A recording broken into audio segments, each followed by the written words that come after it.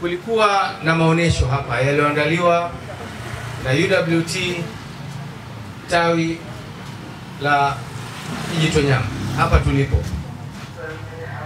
Nikaona kwa jinsi gani kina mama walivyojitokeza kufanya kazi za ubunifu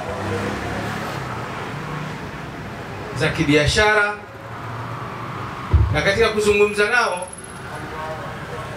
ilionekana kwamba wana haja ya kupata vitendea kazi kwa ajili ya shughuli yao hiyo, na katika kuulizana wakasema wangependa sana wapate miamvuli na meza kwa minajili ya kufanya biashara zao. Ndugu zangu wana nanasi, Chama cha Mapinduzi kina utaratibu kwamba mtu akiahidi au chama kikiahidi kitimize. Kwa hiyo alilofanya Mheshimiwa mbunge ni moja ya matokeo ya Chama cha Mapinduzi. Tumpe pongezi zake. Hili lililofanyika ni jambo jema kwa niaba ya Chama cha Mapinduzi. Basi kwa niaba ya Chama cha Mapinduzi nimshukuru Mheshimiwa mbunge kwa kuweza kulitekeleza hili aliloliahidi.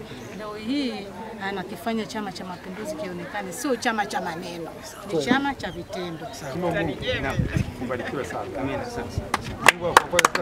Hii hao bwana waisha kwa kweli walikuwa wanatabika muda mrefu katika uonaji wa sababu TV yao imeharibika katika kipindi mwisho wa ligi. Sasa kwa hiyo tulichokifanya kwa niaba ya wananchi wa Nasifu